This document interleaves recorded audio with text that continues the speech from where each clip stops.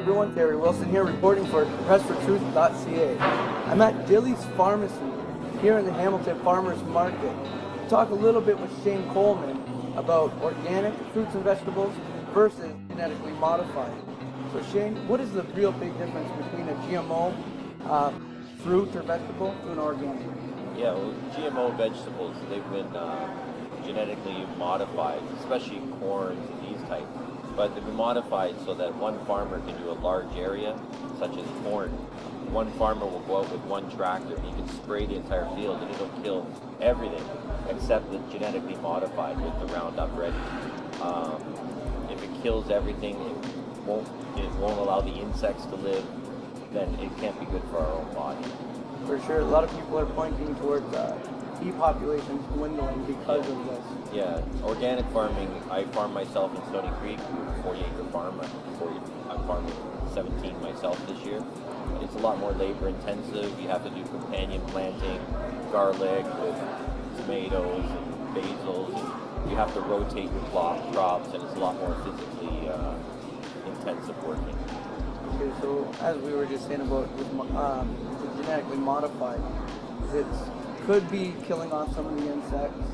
It has pesticides built right into it.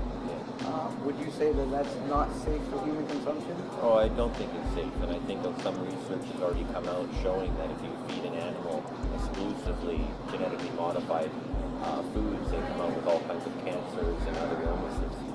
Yeah, we did see the study with the mice come out of Europe to show that they were quite the large tumors. Yeah, and I think we've already seen Russia's banned it, and some other European countries started to ban genetically modified foods. So with organic, a lot of people try to say it's too expensive, it's not accessible enough. You already brought up that it's pretty labor intensive, so that's where some of the costs come from. Would you say it's worth that little bit of an extra cost? Oh, it's definitely worth it. Like if I consider myself, if you try to take your family to McDonald's, you might be spending $30, $40. But if you buy raw foods and you're cooking it yourself at home for $14, $15, you'll have a very nice dinner.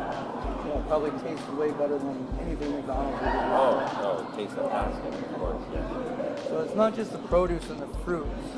We also see a lot of seeds. The companies Yes. who are planting corn or soy, anything like that, are all getting genetically modified seeds. Yeah.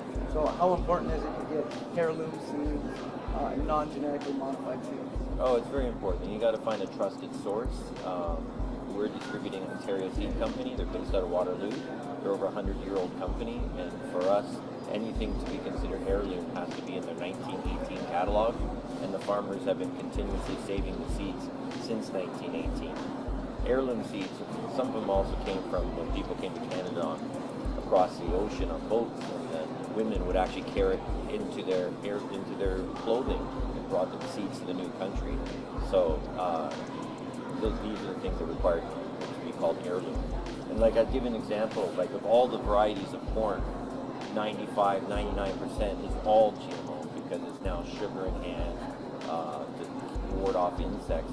We only have the one variety, Golden Bantam, that's still considered the heirloom seed of corn. So that's the last non-genetically modified that you know of? For corn, yeah. And we're finding now Monsanto's is going around buying up a lot of seed companies, smaller seed companies, so they can own the entire seed supply. Basically copywriting the food supply for the plant. And they're trying to make it illegal to save seeds. That's got to be a crime in itself to tell a farmer hundreds of thousands of years we save seeds that you can't save seeds. It's illogical. So with all of the dangers of it, because there hasn't been the proper safety studies done, with the takeover of the seeds and the farmers, what do you feel a person can do to try to help break away from this system right now we're finding with our food?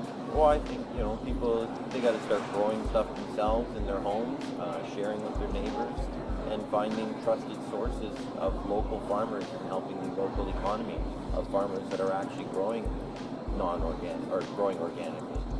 So that's exactly how it will be done. And if you're here in Hamilton, come check out Dilly's Farmacy.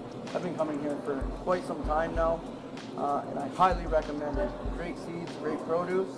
Come out and see Shane. always up for a conversation as well. Yeah, thanks a lot. We've been farming, my family's been here since 1835, and we plan on keep on farming and serving Hamilton.